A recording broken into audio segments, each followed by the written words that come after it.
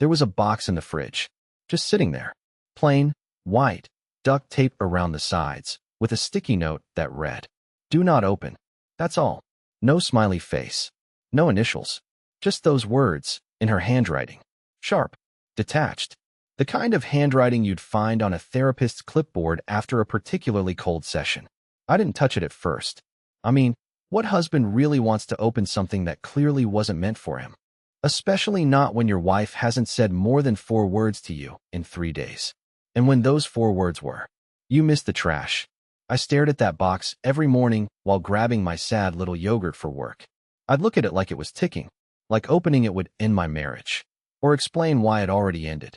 So I waited. But everything else was unraveling fast. She started showering at night instead of mornings, just after midnight, when she thought I was asleep. She changed her phone passcode. Started using that soft tone when she spoke on calls in the laundry room. The same tone she used to use with me, back when I was someone. And worst of all, she stopped looking me in the eye. Not out of guilt. No, I wish it was guilt. It was worse. It was indifference. Then, on a Wednesday, I came home from work early. My hands were still greasy from machine oil. I dropped my keys, opened the fridge, and the box was gone. But on the counter, right next to a half-empty glass of red wine, sat a folded piece of paper. All it said was, "I don't feel anything for you anymore." I thought I did. I don't. No name. No sorry. No punctuation. Just that. I stood in that kitchen for what felt like hours. My boots still on. My fingers twitching. Every appliance around me humming like it was mocking me. And I realized something right then and there. She doesn't feel anything? Fine. Then I'll show her what it means to really feel nothing. But not with screaming. Not with crying. No. I was going to do it my way. And it started with what was under our bed. Under our bed, I kept a shoebox. It wasn't anything sinister, not at first. Just a box of stupid things I couldn't throw away. Receipts from dates, her old movie ticket stubs, the first Valentine's card she gave me where she spelled breathe wrong. That kind of stuff. But over the years, that box changed. It turned from a keepsake into something darker. Something closer to evidence. I don't even know when it happened. One day it was love letters, and the next it was screenshots. Bank statements. A printed photo I found in her deleted files of her and some guy I didn't recognize, taken 6 months ago at a bar I'd never been to. He had his hand on her lower back. She was smiling at him the way she used to smile at me when she thought I was funny.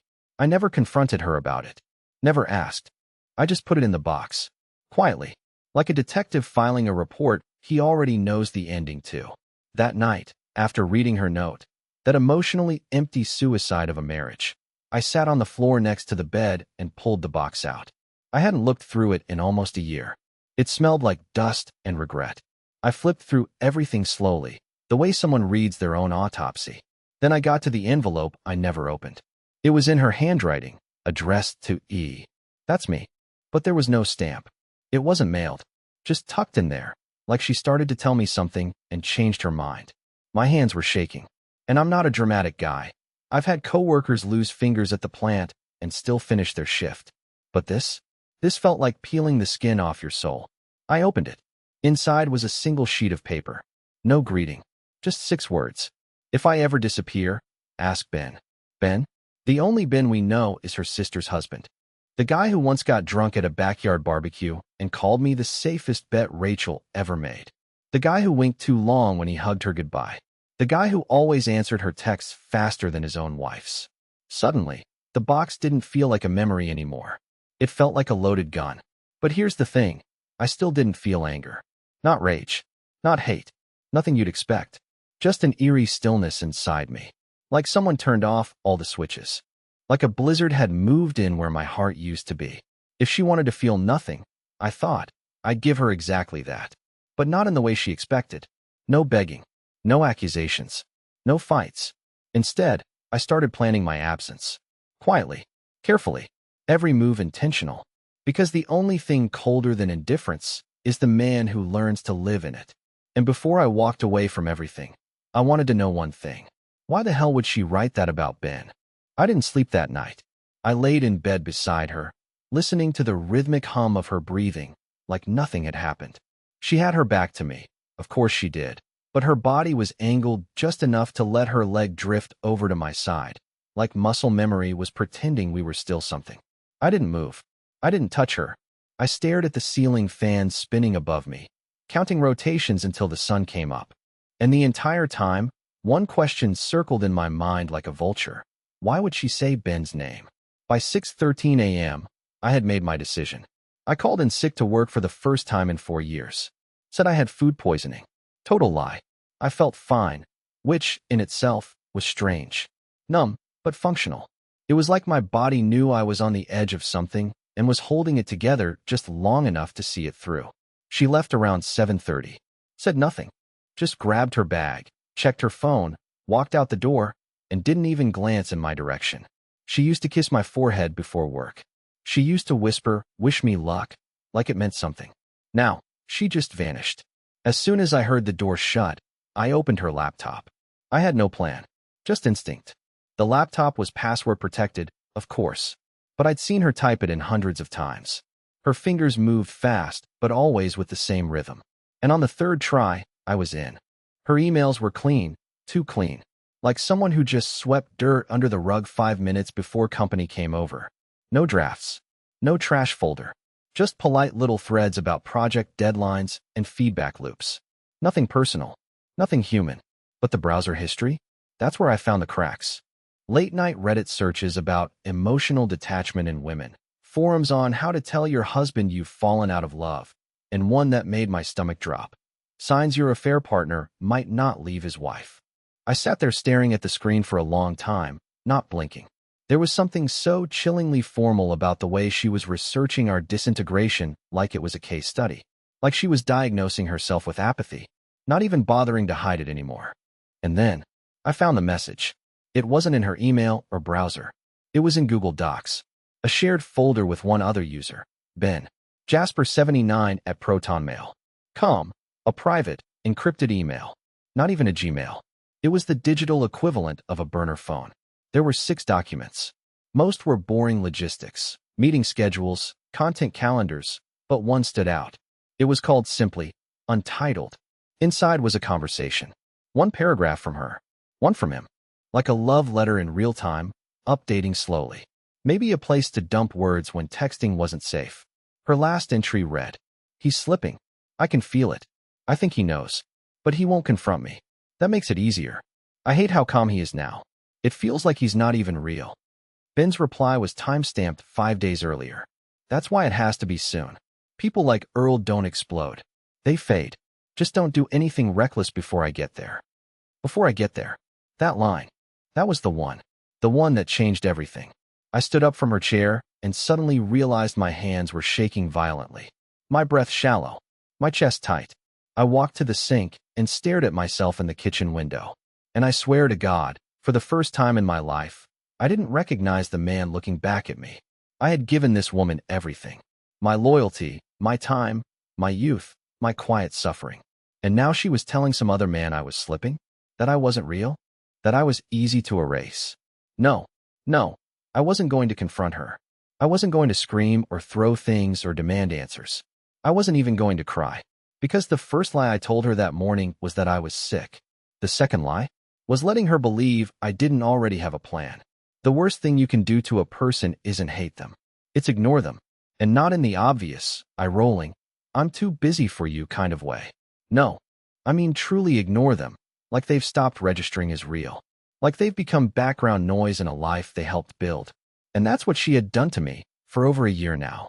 But the real tragedy? I let myself become wallpaper. I let myself shrink so quietly that she forgot I was capable of watching her burn the house down. That morning, after discovering the messages, I made the first decision I had made with full control in months. I was going to disappear in plain sight. But not the cliché kind. I wasn't going to pack a bag and vanish into the woods. I wanted her to see me fade, to look me in the eyes and realize I had finally joined her in that place of feeling nothing. I started with the living room.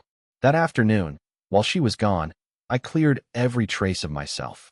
Not messily, not dramatically, just silently. The baseball caps? Gone. My slippers? Closet. The ashtray from my poker nights that she hated but never threw out? I cleaned it and stored it with the Christmas lights. I didn't even leave my scent behind. Febreze the whole couch. Then came the coffee table, my place. The corner where I used to stack books I never finished, little gadgets I liked to tinker with. Even the remote I always insisted should stay on my side. All of it gone. When she came home that evening, she didn't even notice. That told me everything I needed to know. Over the next few days, I kept going. Subtle things. I stopped initiating conversation. No more, "How was your day?" or "Want me to reheat the leftovers?" I just moved like a shadow behind her. Ate when she wasn't in the kitchen. Left the house earlier than usual. Slept later. Barely blinked in her direction. And she started to get uncomfortable. I could feel it. She wasn't used to my silence. She liked me noisy, predictable, wounded, apologetic. Now I was vacuum-sealed calm. And that scared her more than any fight we ever had. By the end of the week, I noticed her watching me. Not in a romantic way. Not even in a suspicious way. More like someone trying to figure out if their reflection had just blinked on its own. I could see the wheels turning behind her eyes. Her mouth opened a few times, like she was going to say something, but she never did.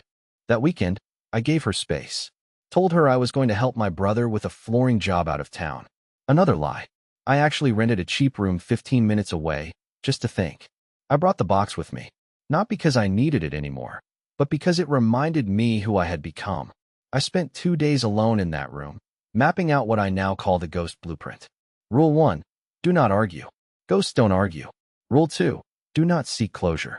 Closure is for people who plan to return. Rule 3. Let them speak first. And when they finally do, don't answer with emotion. Answer with silence. Because people like Rachel, people who believe they are the center of every orbit, they panic when someone stops spinning around them. When I returned home Sunday night, she was sitting at the table. That was new. She had 2 mugs out.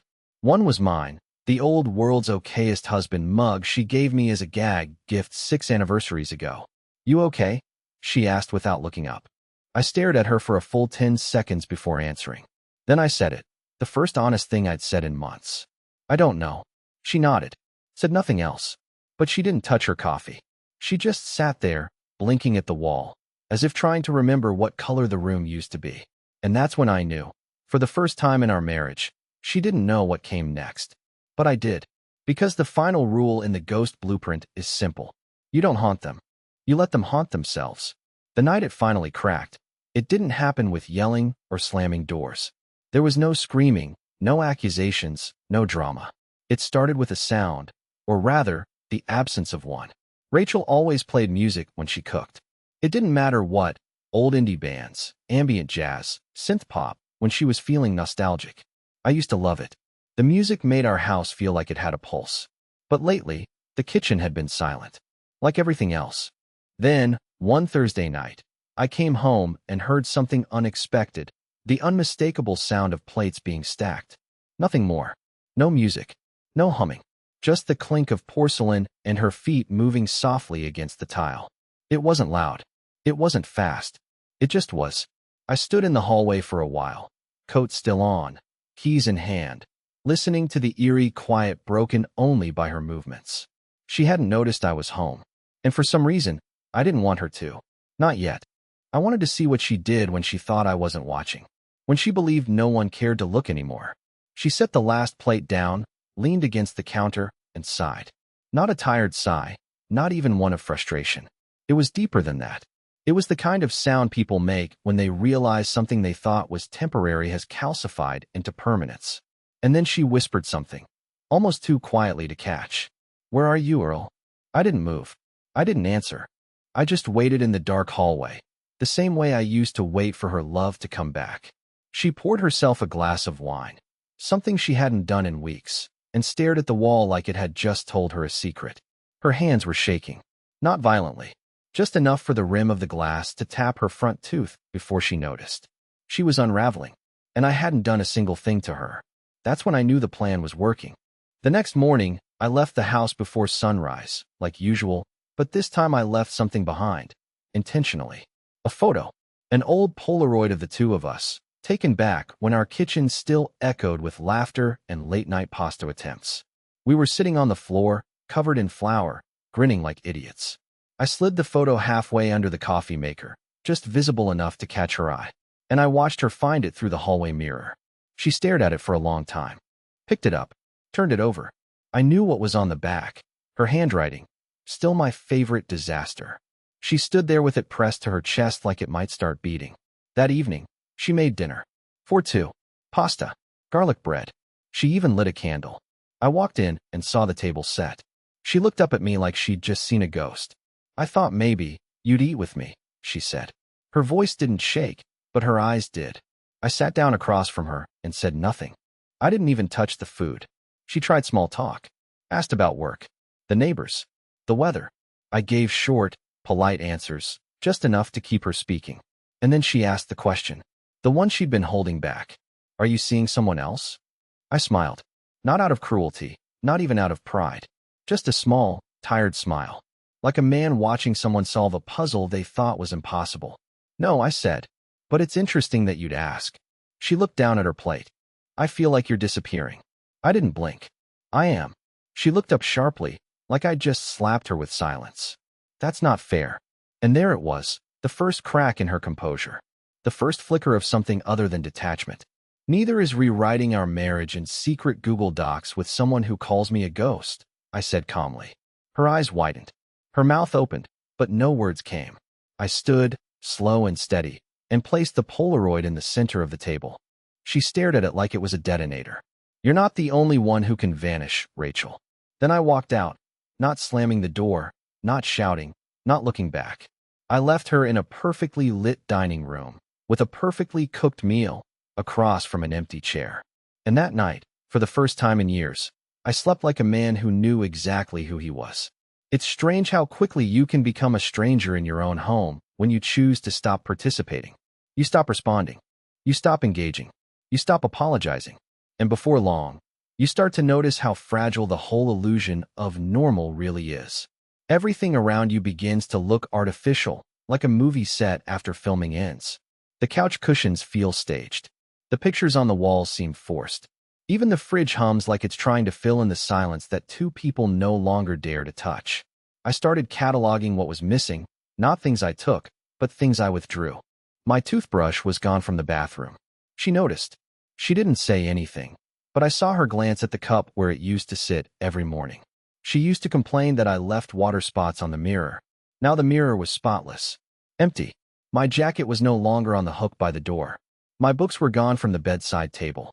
My pillow had been removed. My scent, even that had faded. One by one, I erased my presence, and with each thing that disappeared, she looked a little more disoriented.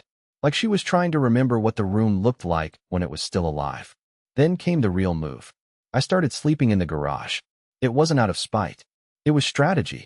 I brought in an old cot, a space heater, and a small lamp. I didn't even lock the door. I wanted her to see it. I wanted her to walk past it in the morning when she left for work, wondering why the car smelled like aftershave again. I left just enough clues to keep her wondering.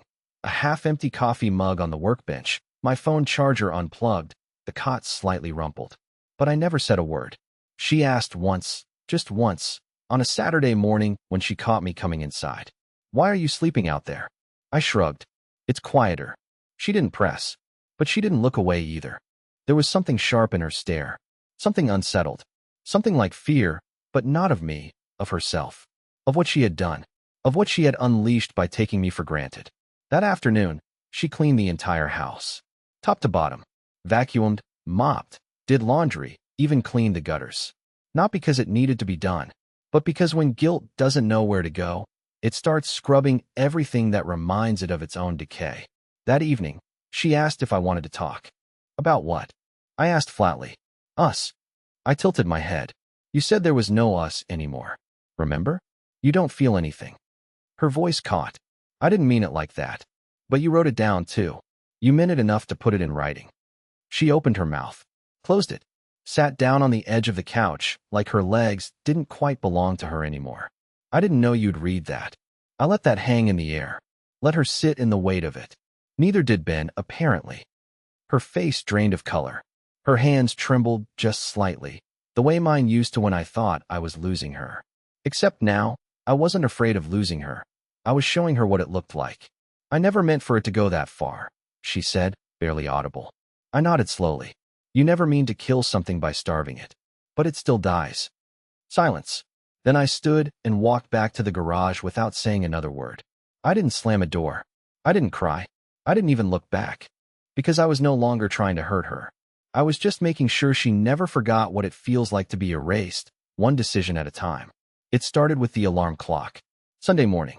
6 a.m. Mine buzzed like always, the same soft whine it had made for years. But I didn't get up. I didn't even open my eyes. I just listened. Not to the alarm, but to her. She was already awake, lying next to me, breathing shallow. Still, I could feel the heat from her body, just inches away, and yet it felt like she was a continent across. A stranger occupying the other half of a bed that once felt like a world built for two. I could tell she hadn't slept. And for once, I wasn't curious why. I knew. Eventually, she reached over and turned off the alarm for me. That was new. I waited a full 10 minutes after that. I still didn't move. She finally broke the silence. "You didn't come in last night," she said. "I did," I replied, eyes still closed. "You were asleep. You didn't touch me. Neither did you." Her breath hitched.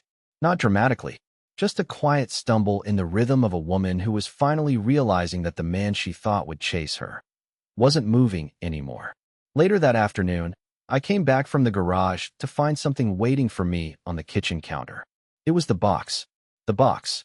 The one from the fridge, the one labeled "Do Not Open," the one I never dared touch when she was pulling away from me, because part of me thought it was symbolic.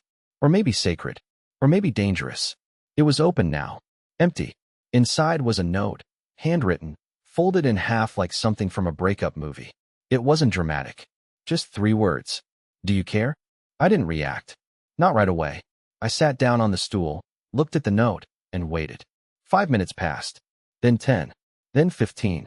Then I got up, went to the sink, tore the note in half, and threw it down the disposal. I didn't turn it on.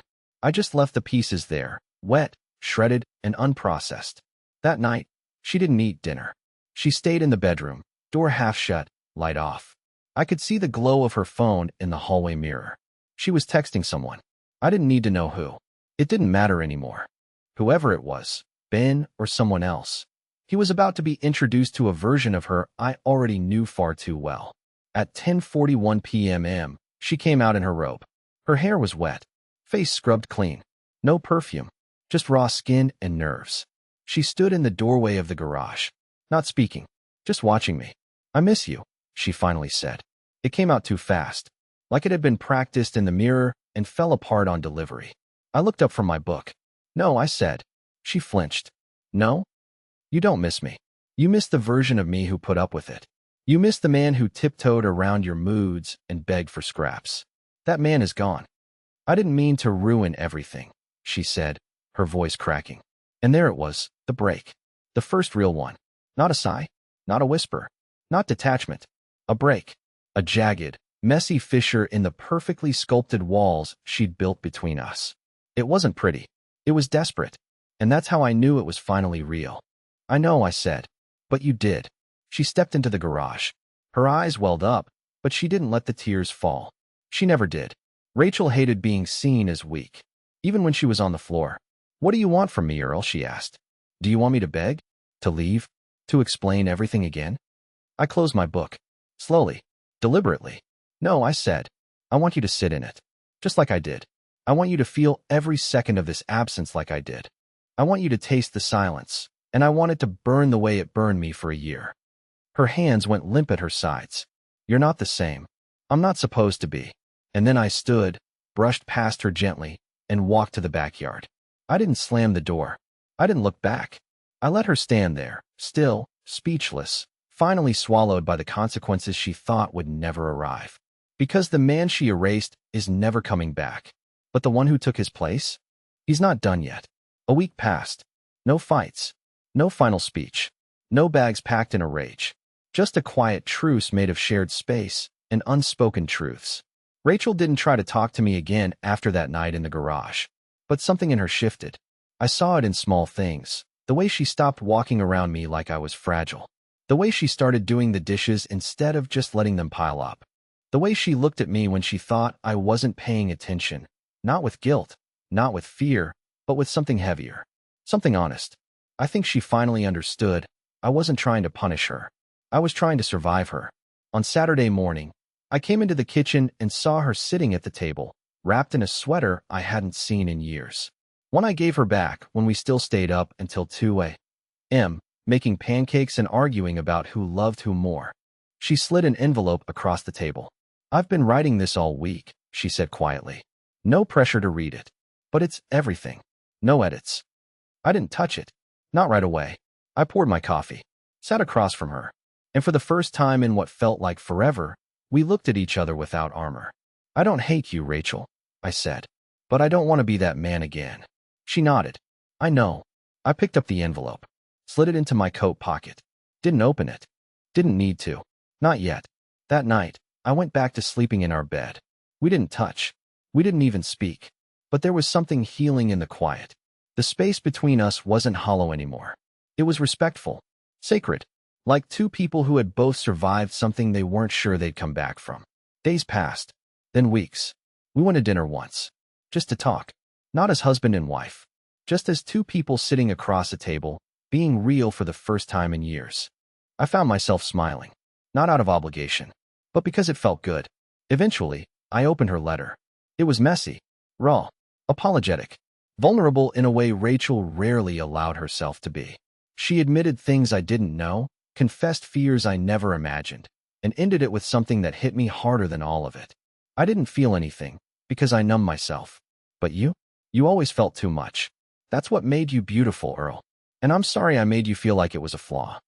I cried, not out of pain, but because someone finally said the thing I spent years needing to hear. I didn't forgive her overnight. That would have been too easy. But I did begin to let go of the weight. Not for her. For me. We didn't get divorced. But we didn't jump back into pretending either. We chose something harder. We chose to rebuild. Therapy. Honesty. Time. Some days were harder than others. But there were moments, quiet, glowing moments, where I saw the old Rachel again. Not the woman who hurt me, but the girl who once held my hand under a table at a wedding because she was nervous to dance. And me? I became a man who didn't need to be begged to stay. I stayed because I wanted to. Because sometimes, the deepest healing comes not from holding on tighter, but from letting go just long enough to let something new grow in its place. And in the end, she didn't just learn what nothing felt like. She learned what it meant to rebuild from it. So did I.